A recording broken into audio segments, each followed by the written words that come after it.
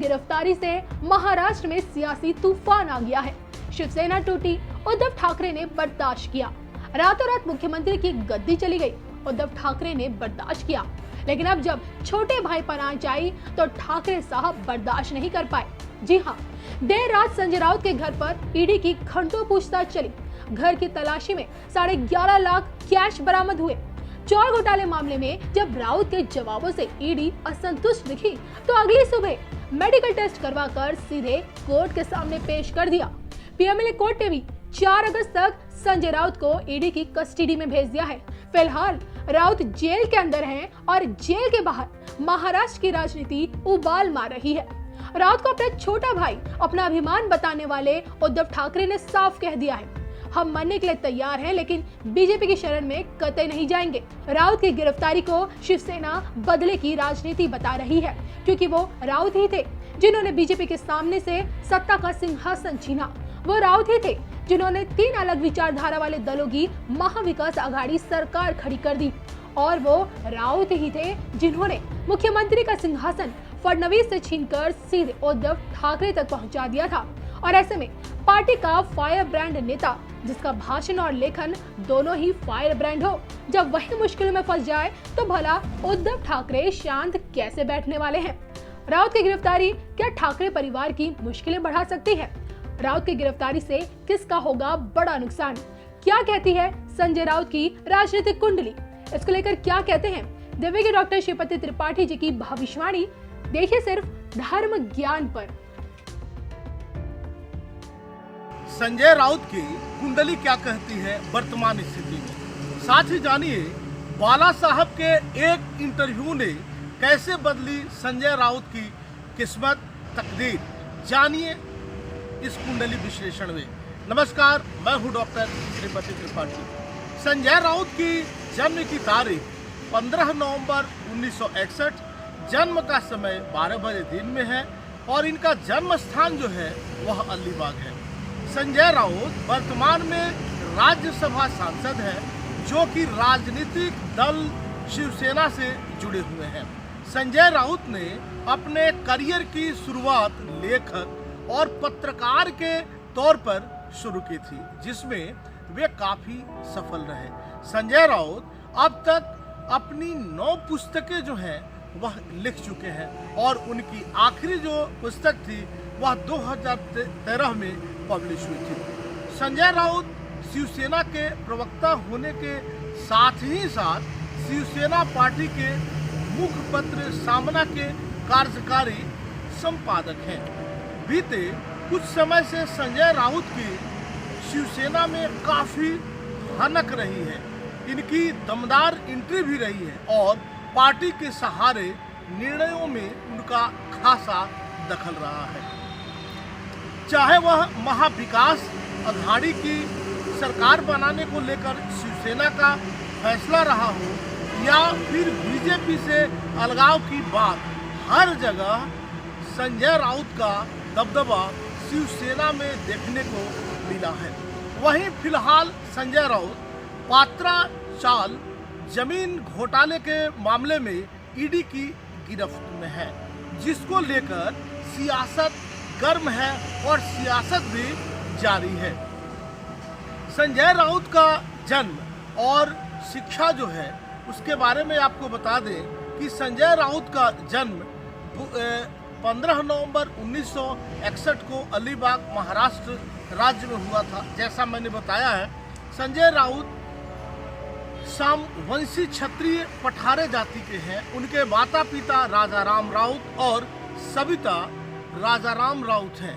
उनके छोटे भाई सुनील राउत भी शिवसेना राजनेता हैं।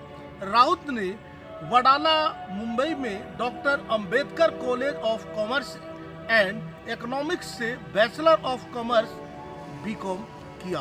पत्रकारिता ली आई इन्हें बाला साहब के बेहद करीब। संजय राउत के करियर की शुरुआत पत्रकार के तौर पर दर्ज हुई। इन्होंने अपनी पत्रकारिता के दूते ही यहाँ तक इन्होंने एंट्री की। राउत को अंडरवर्ल्ड रिपोर्टिंग का एक्सपर्ट माना जाता था। राउत ने सबसे पहले अपना करियर लोकसभा पत्रिका से शुरू किया। दाऊद इब्राहिम, छोटा राजन और अंडरवर्ल्ड पर लिखी उनकी रिपोर्ट्स की मुंबई में खासा चर्चा रहा करती थी। इसी वजह से पत्रकारिता जगत में राउत का नाम बड़ा होता चला गया। दिन पर दिन उनका व्यक्तित्व, उनका कद बड़ा होते चला गया और वे धीरे धीरे ही सही बाला साहब ठाकरे की नजरों में आ गए और अब बन गए हैं वह शिवसेना के मुखपत्र सामना के संपादक। कहा जाता है कि बतौर पत्रकार संजय राउत ने बाला साहब की नजरों में अपने लिए एक खास जगह बना ली थी, जिसके बाद उनका मातुश्री में आना जाना बढ़ गया। इसी कारण इस दौरान शिवसेना प्रमुख ने महज 29 साल के राउत को शिवसेना के मुखपत्र सामना का कार्यकारी संपादक बनने की पेशकश रख दी, जिसके बाद शिवसेना प्रमुख की इस पेशकश को राउत ठुकरा नहीं सके और पिछले करीब आपको बता दें कि 30 वर्षों से ही वे ही सामना के कार्यकारी संपादक हैं। संजय राउत को बीजेपी और शिवसेना में तखलियत बढ़ाने वाला सूत्रधार कहा जाता है। दरअसल आपको बता दें कि साल 2019 में शिवसेना ने बीजेपी पर वादा खिलाफी का आरोप लगाया था, जिसके बाद एनसीपी और कांग्रेस के साथ मिलकर महाविकास अघाड़ी यानी कि MVA सरकार बनाई थी। तब से संजय राउत बीजेपी की आंखों की किरकिरी बने हुए हैं। इसकी वजह भी साफ है, क्योंकि संजय राउत ही वह शख्सियत है जिन्होंने बीजेपी के सामने से सत्ता का सिंहासन छीनकर शिवसेना, एनसीपी और कांग्रेस जैसे 3 अलग विचारधारा वाले दलों की सरकार बनाने में महत्वपूर्ण भूमिका निभाई थी। MVA सरकार बनाने के लिए राउत ने उद्धव ठाकरे के निर्देश और शरद पवार की राजनीतिक चतुराई का गजब का इस्तेमाल किया था। साल 2020 सितंबर की बात है, BMC ने अभिनेत्री कंगना रनौत के ऑफिस के अवैध हिस्से को बुलडोजर से गिरा दिया था। अगले दिन शिवसेना के मुखपत्र सामना में हेडिंग लगाई गई कि उखाड़ दिया। राज्यसभा सांसद संजय राउत, जो कि सामना के संपादक हैं, इसके बाद कंगना रनौत और संजय राउत के बीच सोशल मीडिया पर खासा जुबानी जंग देखने को मिली थी। साल 2007 में MDA ने गोरेगांव के सिद्धार्थ नगर स्थित पात्रा चौल के रिडेवलपमेंट का काम संजय राउत के रिश्तेदार प्रवीण राउत की गुरु आशीष कंस्ट्रक्शन कंपनी को दिया गया था। यही MDA की 47 एकड़ जमीन पर कुल 672 घर बने हैं। रिडेवलपमेंट के बाद गुरु आशीष कंपनी को 3500 से ज़्यादा फ्लैट बनाकर देने थे, लेकिन 14 साल बीत जाने के बाद भी कंपनी ने लोगों को फ्लैट बनाकर नहीं दिए। इसके बाद फिर पीड़ितों ने कोर्ट का दरवाजा खटखटाया। इस मामले में प्रवीण राउत की 9 करोड़ की रुपये और संजय राउत की पत्नी वर्षा की 2 करोड़ रुपये की संपत्ति जब्त की जा चुकी है। आरोप है कि महांडा संजय राउत के रिश्तेदार प्रवीण राउत की गुरु आशीष कंस्ट्रक्शन कंपनी और housing development and infrastructure limited HDIL की मिलीभगत से यह घोटाला हुआ है। 2007 में महाड़ा ने गोरेगांव के सिद्धार्थ नगर स्थित पात्रा चौल के रीडेवलपमेंट का काम शुरू कर आशीष कंस्ट्रक्शन कंपनी को उस समय दिया था।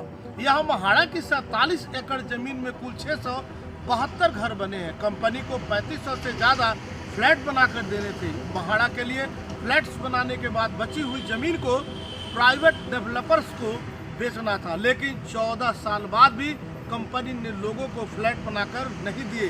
पीड़ित ने कोर्ट का दरवाजा खटखटाया। आरोप है कि यह करीब 1034 करोड़ का घोटाला है। इस मामले में प्रवीण राउत के 9 करोड़ रुपये और संजय राउत की पत्नी वर्षा राउत की 2 करोड़ रुपये की संपत्ति जो है जब्त हो चुकी है।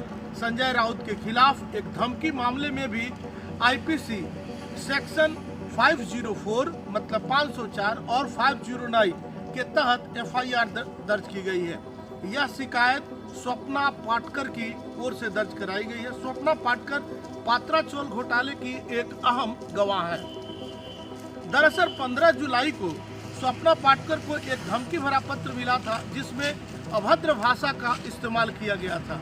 आपको बता दें कि इसके साथ ही रेप करने और जान से मारने की धमकी भी दी गई थी। पत्र में यह भी कहा गया था कि वो ईडी के सामने अपनी जुबान बंद रखें। स्वप्ना ने दर्ज शिकायत में कहा कि मुझे मिली इन धमकियों के पीछे संजय राउत का ही हाथ है। संजय राउत की कुंडली जो है वह मकर लग्न की कुंडली है और मकर राशि है। लग्न में चतुर्ग्रही योग अर्थात गुरु, चंद्रमा, शनि एवं केतु की युति है। आपको बता दें कि राजनीति स्थान में सूर्य, बुध, शुक्र वहां पे विराजमान है, इसलिए राजनीति के क्षेत्र में भी इनका बड़ा नाम है और इनका व्यक्तित्व भी इसमें स्थापित हुआ। सूर्य लेखनी के भी कारक हैं। एकादश स्थान में स्वराशि में मंगल विराजमान है, सप्तम स्थान में राहु विराजमान है और वर्तमान में बुध की महादशा में, बुध की अंतर्दशा में, शनि की प्रत्यंतर दशा में शनि का सूक्ष्मांतर दशा चल रहा है। इस वर्ष अक्टूबर तक के लिए इनके लिए समय जो है वह इनकी जन्मपत्रिका ग्रह दशाएं बता रही हैं कि वह प्रतिकूलता बढ़ाने वाला है। मकर लग्न में शनि द्वितीय भाव के स्वामी होते हैं। अरिष्ट इन्हें कहा जाता है। केस, मुकदमा, परेशानी, जेल यात्रा यहाँ से जाना जाता है। अक्टूबर तक का समय संजय राउत के लिए उपलब्ध आंकड़ों और जन्म कुंडली के अनुसार प्रतिकूल बता रहा है। आने वाला समय इन्हें जेल यात्रा करा सकता है, परेशानियां दे सकता है। शनि इनके लिए, शनि जो है दंडनायक है। आप जैसा कर्म करेंगे शनि वैसा ही फल देते हैं। शनि को मलेच्छ कहा गया है। आप अपने आप को बेहतर करने के लिए सीधा काम करें, बेहतर काम करें। इस वीडियो के माध्यम से मैं यही बताना चाहूँगा कि जैसा कर्म करेंगे वैसा भोगेंगे। इनकी कुंडली जो बता रही है वह बिल्कुल ठीक नहीं बता रही है। आने वाले समय में आप सब यूं ही बने रहें। अभी तक यह चैनल आपने सब्सक्राइब नहीं किया है तो सब्सक्राइब करें, शेयर करें और कमेंट्स करें। तब तक के लिए नमस्कार।